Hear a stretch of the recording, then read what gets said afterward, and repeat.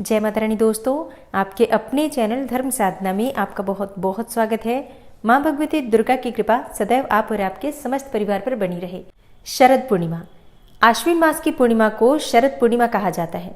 वर्ष भर में जितनी भी पूर्णिमा आती है, जैसे कि हर महीने की अंतिम तिथि पूर्णिमा होती है, तो इस प्रकार से वर्ष भर में 12 पूर्णिमा होती है और सभी पूर्णिमा में शरद पूर्णिमा का विशेष महत्व है, क्योंकि शास्त्रों के अनुसार शरद पूर्णिमा की रात्रि में 16 कलाओं से युक्त चंद्रमा होते हैं। इनकी रोशनी से अमृत की वर्षा होती है।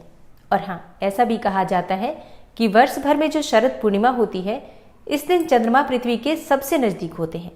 इसलिए इस दिन चांद में रोशनी भी बहुत अधिक होती है और इसलिए पुराणों में ऐसा वर्णन आता है कि आज की रात्रि में माता लक्ष्मी धरती पर विचरण करती हैं। इसलिए इस पूर्णिमा को कोजागरी पूर्णिमा भी कहा जाता है। कोजागरी का मतलब होता है कौन जाग रहा है। अब कोजागरी पूर्णिमा में माता लक्ष्मी और कुबेर की पूजा की जाती है, क्योंकि शास्त्रों के अनुसार ऐसा कहा जाता है कि आज की रात्रि में माता लक्ष्मी कुबेर के साथ विचरण करती हैं धरती पर और अपने भक्तों के यहाँ देखती हैं कि कौन सा भक्त जागकर उनकी आराधना कर रहा है। जो भी भक्त रात्रि में जागरण करते हैं, शरद पूर्णिमा की रात्रि में माता लक्ष्मी उनके यहाँ कुबेर के साथ स्थिर वास करती हैं। इसलिए आज की रात्रि विशेष रूप से बहुत महत्वपूर्ण होती है। रात्रि में जागरण किया जाता है, माता लक्ष्मी और कुबेर की पूजा की जाती है। विशेष रूप से आज की रात्रि में खीर बनाकर चंद्रमा की रोशनी में रखने का विधान है और अगले दिन फिर उसी खीर को माता लक्ष्मी को अर्पित किया जाता है। फिर प्रसाद स्वरूप परिवार के सभी सदस्य मिलकर ग्रहण करते हैं। ऐसा कहा जाता है कि इस खीर को ग्रहण करने से घर में सुख समृद्धि आती है। इसके साथ ही अच्छे स्वास्थ्य की प्राप्ति होती है। तो अच्छे स्वास्थ्य की प्राप्ति के लिए, सुख समृद्धि के लिए चंद्रमा की रोशनी में खीर रखने की परंपरा वर्षों से चली आ रही है। लेकिन इस बार पूर्णिमा के दिन चंद्र ग्रहण भी लग रहा है। ऐसे में बहुत से भक्तों के प्रश्न है कि हम व्रत कब धारण करें। व्रत करते हैं तो चंद्रमा को अर्घ्य किस प्रकार से दें, पूजा कब करें, सत्यनारायण की कथा कब करें, खीर हम चांद की रोशनी में किस प्रकार से रखें। कोजागरी पूर्णिमा क्योंकि रात्रि में ही मनाई जाती है, रात में माता लक्ष्मी और कुबेर की पूजा की जाती है, तो कोजागरी पूर्णिमा में माता लक्ष्मी की पूजा किस प्रकार से करें। और शरद पूर्णिमा की रात्रि में जो हम हर बार अखंड दीपक प्रज्वलित करते हैं, जो कि हर बार मैं आपसे कहती हूँ, तो अखंड दीपक हम किस प्रकार से रात्रि में प्रज्वलित करें। बहुत सारे प्रश्न हैं आप लोगों के और मन में बहुत सारे संशय भी हैं। तो आज की वीडियो में आपके सभी संशय का समाधान हो जाएगा। हर प्रश्न का जवाब आज की वीडियो में आपको शेयर करने वाली हूँ। तो वीडियो बहुत महत्वपूर्ण है, पूरा जरूर देख लीजिए। अच्छी लगे वीडियो तो लाइक भी जरूर कीजिए, क्योंकि देखिए आपके लाइक्स, आपके कमेंट्स मेरे लिए बहुत महत्वपूर्ण होते हैं। यही एकमात्र जरिया है जिनसे मुझे पता चलता है कि आपको ये वीडियो अच्छी लगती है और आपके लिए ये वीडियो उपयोगी है। तो अगर वीडियो अच्छी लगे तो लाइक तो जरूर ही किया करें। चलिए सबसे पहले बात करते हैं कि पूर्णिमा तिथि कब प्रारंभ हो रही है, कब समाप्त हो रही है और व्रत हमें कब धारण करना है। देखिए, पूर्णिमा तिथि प्रारंभ हो रही है 28 अक्टूबर की सुबह 4:17 पर, यानी कि ब्रह्म मुहूर्त में, और पूर्णिमा तिथि समाप्त हो रही है 29 अक्टूबर को सुबह 3:46 पर, यानी कि 29 अक्टूबर को ब्रह्म मुहूर्त में पूर्णिमा तिथि समाप्त हो जाएगी। तो सूर्योदय कालीन तिथि के अनुसार 28 अक्टूबर को, यानी कि शनिवार के दिन पूर्णिमा तिथि है। एक ही दिन की पूर्णिमा है, तो स्नान, दान, व्रत इत्यादि सभी कार्य इसी दिन किए जाएंगे, शनिवार के दिन ही। तो जैसे कि कार्तिक मास का जो स्नान होता है वो भी पूर्णिमा से ही प्रारंभ होता है।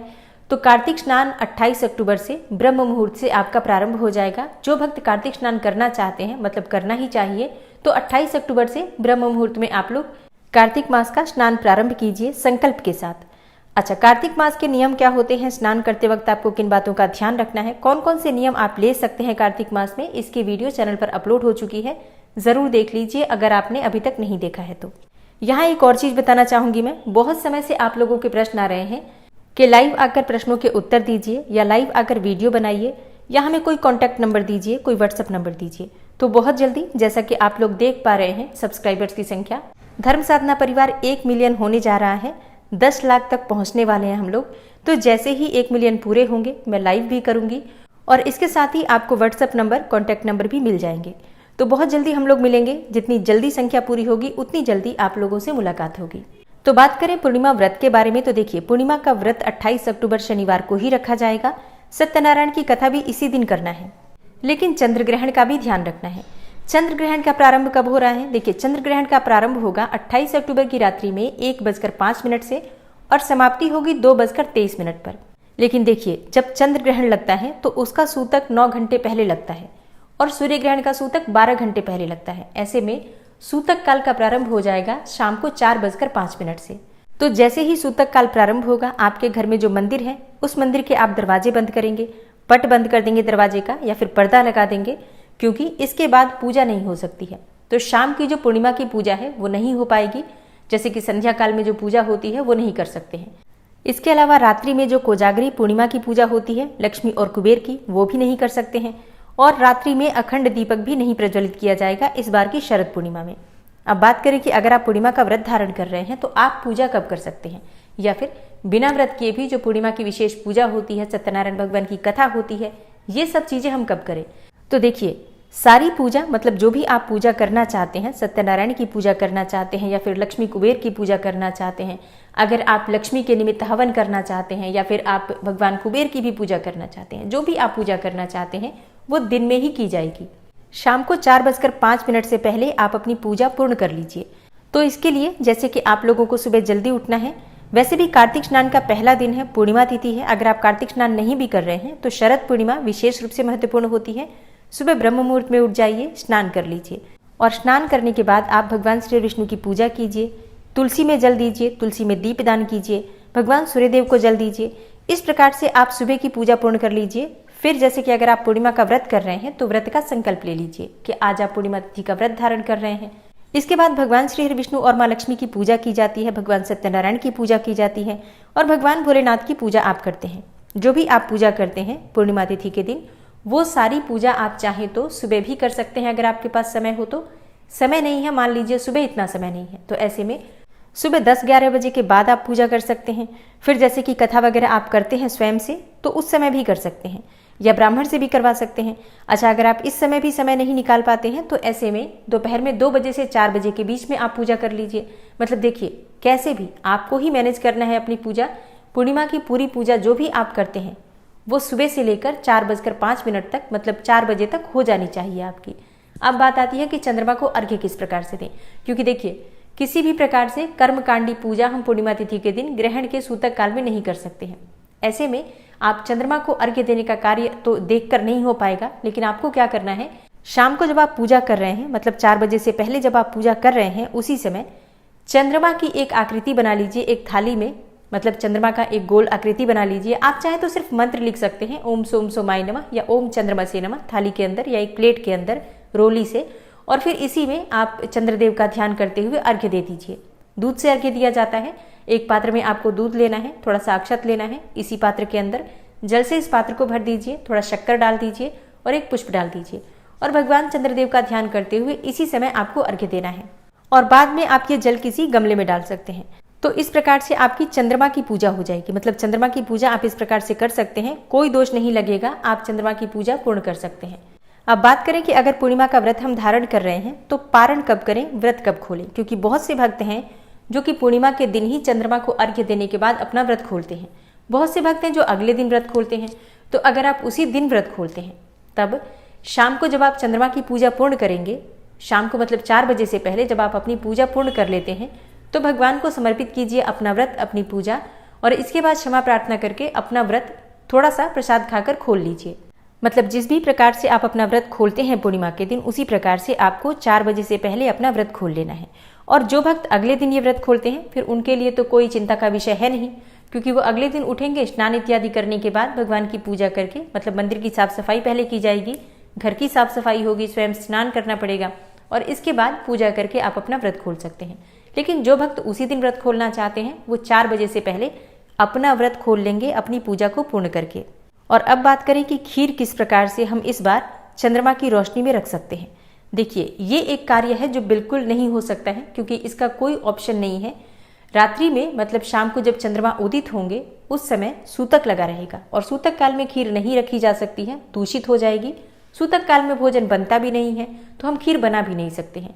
और जब चंद्र ग्रहण समाप्त हो रहा है रात्रि में, तब उस समय खीर बनाई नहीं जा सकती है। मतलब समय ही कितना बच जाता है फिर हमारे पास।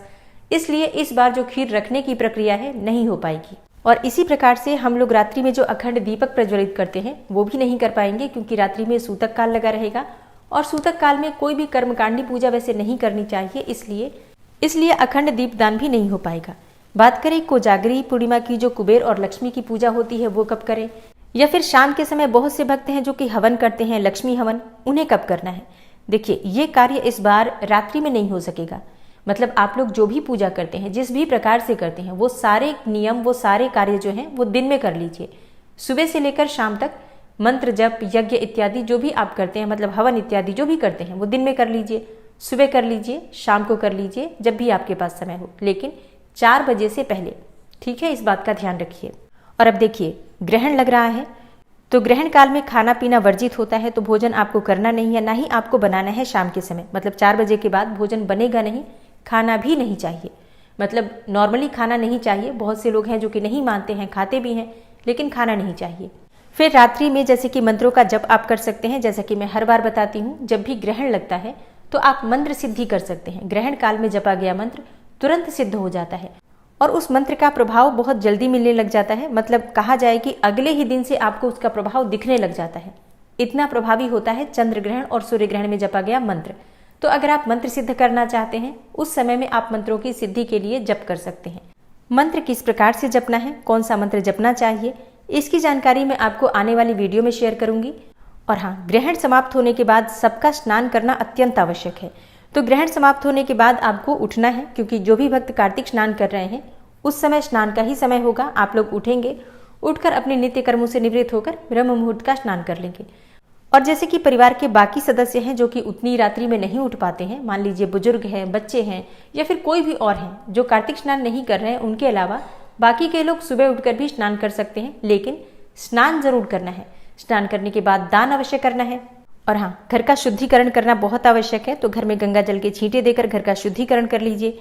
मंदिर में पूजा से पहले शुद्धिकरण आवश्यक है, तो अपने स्नान करने के बाद गंगा जल के छींटे पूरे घर में, घर के मंदिर में दीजिए। घर के मंदिर की आप चाहें तो सफाई भी कर सकते हैं।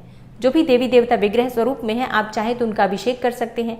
या फिर जैसे कि उतनी सुबह घर की साफ सफाई नहीं हो पाएगी, ना ही मंदिर की हो पाएगी, तो ऐसे में आप गंगा जल के छींटे देकर और पूजा कर लीजिए। और इसी प्रकार से आपको अपने किचन में भी गंगा जल के छींटे देने हैं, साफ करना है किचन को, उसके बाद से उसमें भोजन बनेगा। इन सभी बातों का आपको ध्यान रखना है, क्योंकि इस बार जो ग्रहण लग रहा है भारत में मान्य होगा, इसका प्रभाव भी मान्य होगा, सूतक काल भी माना जाएगा। तो सूतक काल का प्रारंभ हो जाएगा 4:05 से और समापन होगा ग्रहण काल के साथ ही। ग्रहण काल के दौरान आपको कौन कौन सी सावधानियां रखनी है, किन बातों का ध्यान रखना है, क्या करना है क्या नहीं करना है, इसके बारे में डिटेल वीडियो आपको आने वाले समय में मिल जाएगी। और हाँ, कार्तिक मास के स्नान से संबंधित या फिर तुलसी पूजन से संबंधित जो भी वीडियो आपको चाहिए, सारी वीडियो आने ही वाली है। तो चैनल से जुड़े रहिए ताकि सारी जानकारी आपको सही समय पर मिल पाए। मिलती हूँ मैं आपसे अगली वीडियो में, तब तक के लिए नमस्कार।